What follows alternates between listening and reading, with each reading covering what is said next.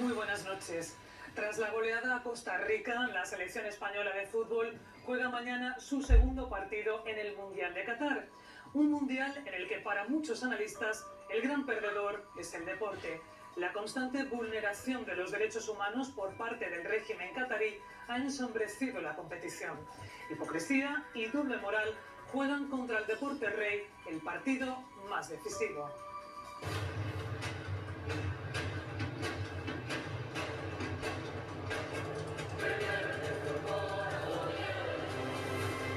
Es el momento de mayor disfrute colectivo, pasión y magia alimentadas por viejas rivalidades en busca del trofeo más codiciado.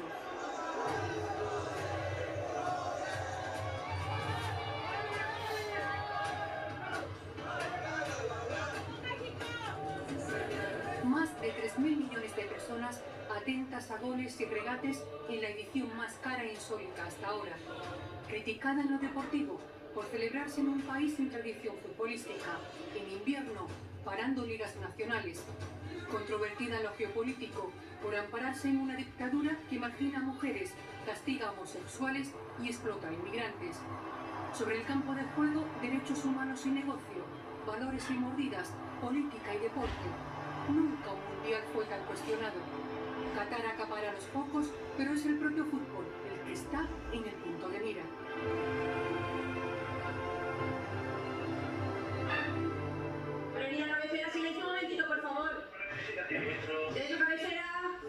Carmen pide concentración antes de dar paso a la información deportiva.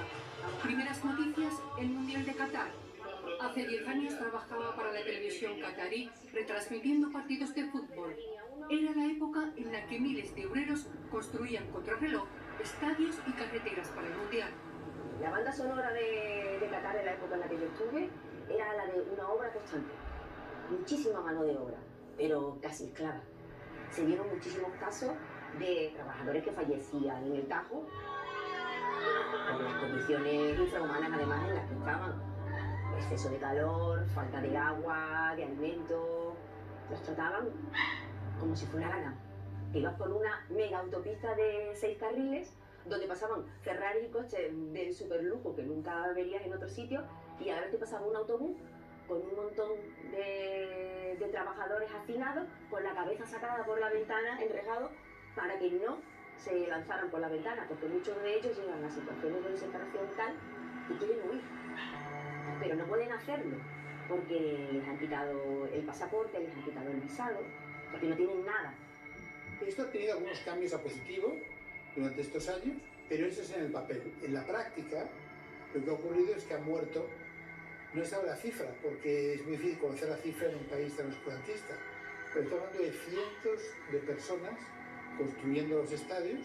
Ahora mismo el único legado del Mundial es la muerte de los trabajadores migrantes. El 90% de la fuerza laboral es extranjera. Son trabajadores migrantes en condiciones muy precarias. Nada que ver con los europeos que van a hacer negocios a Qatar. La mujer es ciudadana de segunda categoría, su vida diaria está siendo tutelada por un hombre. Today I feel Qatari, Arab, African, gay, a migrant worker. De las mujeres se olvidó el presidente de la FIFA al defenderse de las críticas por el Mundial en Qatar. Pero, ¿qué le pasaría exactamente si fuera gay? Conducir, instigar o seducir a un varón de cualquier manera para que cometa sodomía o disipación. Artículo 296, 7 años de cárcel. Discriminaciones que no encajan con la defensa de la diversidad hecha por el emir en un torneo en el que la FIFA ha vetado el brazalete arcoíris. Su presidente se ha alineado con Qatar. Hay una doble moral. Occidente denuncia, no puede dar lecciones. The world, we should be apologizing for the next 3,000 years before starting to give moral lessons to people. En este mundo ideal, entendería las protestas hacia Qatar, hacia este país, donde sí, donde es cierto que han mejorado muchísimas cosas en el capítulo de libertades, donde no tiene sentido que no esté admitida la homosexualidad. Creo que este mundial sí que puede servir para que el pueblo qatarí descubra otra forma de actuar, la nuestra, ¿no? Y donde nosotros entendamos también su forma de vivir. El escaparate del mundial hay que aprovecharlo para, evidentemente, hacerle ver a ellos que otra forma de vida es posible, pero también para que para el resto de personas que no tienen ubicado a Qatar en el mapa ni lo que está pasando en los Emiratos Árabes sean conscientes de lo que pasa allí, ¿no? Cubrir el mundial dentro y fuera de Qatar no es fácil. Desde aquí, porque la información oficial de un régimen con limitaciones a la libertad de prensa es dudosa. Dentro del país, aún más, por las dificultades que tienen los reporteros para filmar y contar lo que pasa a pie de calle. Hay muchísimo control. Tú no puedes salir con una cámara porque sí a grabar, inmediatamente te viene la policía política o la policía religiosa. Sin embargo, contrasta con el hecho de que después, pues, vía satélite podíamos ver canales internacionales donde se exponía la otra realidad que ellos en principio no quieren mostrar. Por eso es un régimen muy contradictorio. Hay una ciudad para occidentales donde tú vas de discotecas, bebes, la gente se droga, hay prostitución. Pero no queremos que eso se vea. Mientras lo hagas todo tapado, por eso todo tiene un cristal doble, todo está oscurecido, todo. En los hoteles pasa lo mismo. Es una doble moral. No sé si ha habido cierta desmesura en las llamadas al boicot. Pues yo no recuerdo ningún boicot a los mundiales de fútbol de Estados Unidos cuando ahí hay pena de muerte. Nadie dijo nada cuando un miembro de la familia qatarí compró el Paris Saint-Germain, ni que el Barcelona, Club de Fútbol, ni el Valle tengan sponsores del Estado qatarí. Nadie ha plantado ningún boicot al Barcelona Club de Fútbol, ni al Málaga Club de Fútbol, que ha estado hasta hace 2 años el máximo accionista, era un miembro también de la familia qatarí. Con la Supercopa pasa igual que con el Mundial. Principios y libertades pasan a un segundo plano. La Supercopa española se celebra en Arabia Saudí desde hace 2 años.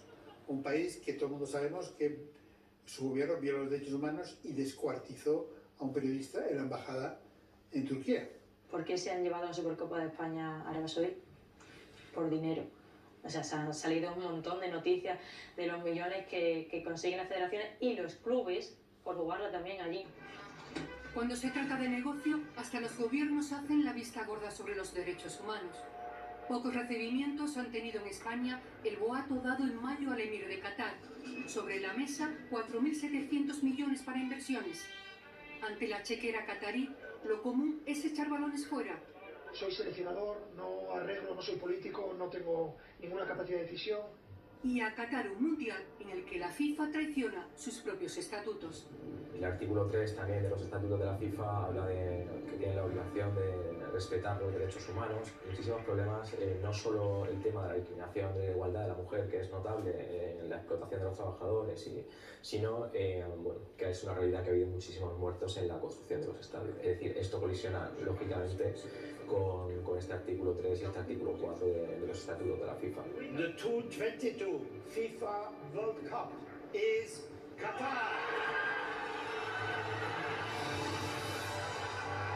Fue una auténtica sorpresa. El Comité Ejecutivo de la FIFA, 22 hombres reunidos a puerta cerrada, dio el Mundial a Qatar, pese a las debilidades de su candidatura. Las condiciones climáticas eran adversas, el Mundial tenía que celebrarse en noviembre en lugar de en verano, el país no tenía unas instalaciones adecuadas, es decir, había muchos aspectos negativos, ¿no? Se concedió un mundial sin que hubiera ningún componente de derechos humanos ni ninguna condición. Su designación dejó fuera de juego a Estados Unidos, la gran favorita. La venganza fue una investigación que, con ayuda del FBI, puso al descubierto la trama corrupta en la que se había convertido la FIFA. La catalogaron como una organización criminal. Se inicia una investigación por parte de la Fiscalía de Nueva York en la que bueno, empiezan a ver cómo de manera continuada se han ofrecido sobornos, se han hecho sobornos a distintos miembros de la directiva de la FIFA. En 2015 pues, hay arrestos en la sede de la FIFA, se produce una serie de arrestos que bueno, acaban con la emisión de Blatter. Sepp Blatter, el gurú del fútbol mundial, Let's go FIFA. Let's go FIFA. Thank you. El que ahora se arrepiente de haber dado el Mundial a Qatar. Dijo que se había equivocado en la decisión por cuestiones técnicas, pero también dejó entrever ciertas irregularidades en la elección de Qatar. A día de hoy, salvo por mi parte, no está demostrado 100% que estos votos, que hubiera una compra de votos. Es cierto que de los 22 miembros que son los que tienen que decidir esta cuestión, 16 han estado o bien acusados, o bien han sido suspendidos, o bien han llevado códigos éticos que no ha sido una decisión limpia a priori. Cualquier mundial hay negociaciones en las que hay cartas ocultas.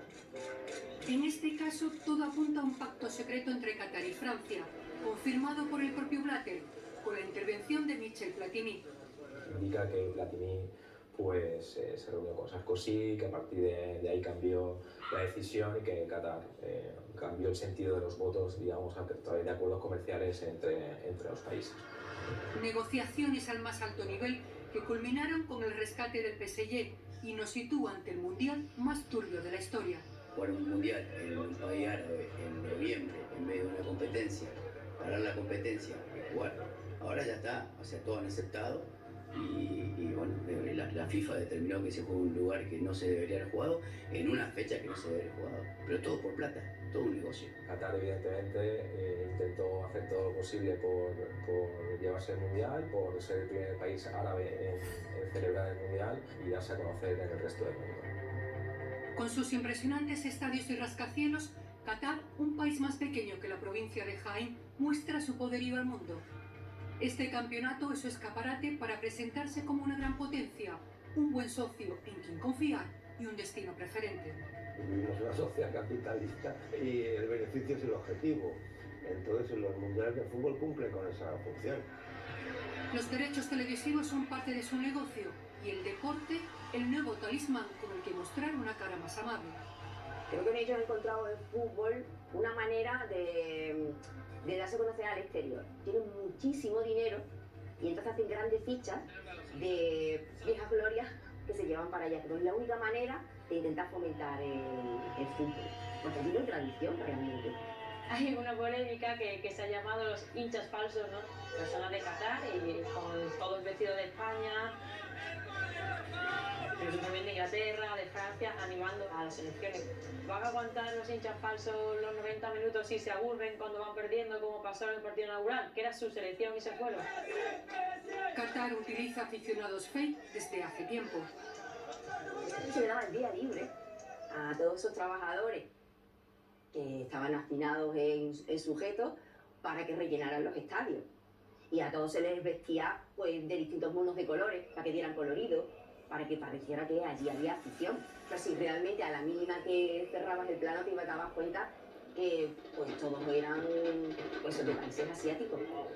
El deporte en algunos casos está sirviendo como un intento de blanqueamiento de determinados regímenes.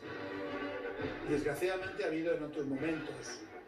El mismo Mundial de Argentina del 78, todo el mundo conocemos que mientras se celebraba el Mundial se producían desapariciones y torturas, ¿no? En Rusia o China por la represión. Hay una creciente preocupación por lo que ocurre en Qatar en materia de derechos humanos. Es que por primera vez, eso sí, un Mundial tiene tanta mirada de derechos humanos.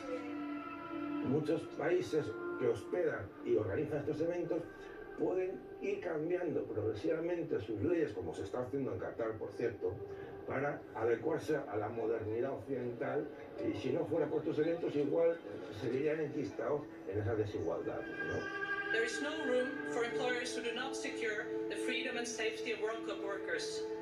No room for leaders that cannot host the women's game. No room for hosts that cannot legally guarantee the safety and respect of LGBTQ+ people. Las palabras de la presidenta de la Federación Noruega aún escuecen en la FIFA. Un discurso valiente, como la renuncia de la selección iraní a cantar el himno nacional. Actos aislados que han dado dignidad a un mundial manchado de sangre, ensombrecido por las sospechas de corrupción. Y pese a todo, el torneo con el que aún sueñan quienes disfrutan con un balón a los pies. Cerramos la semana.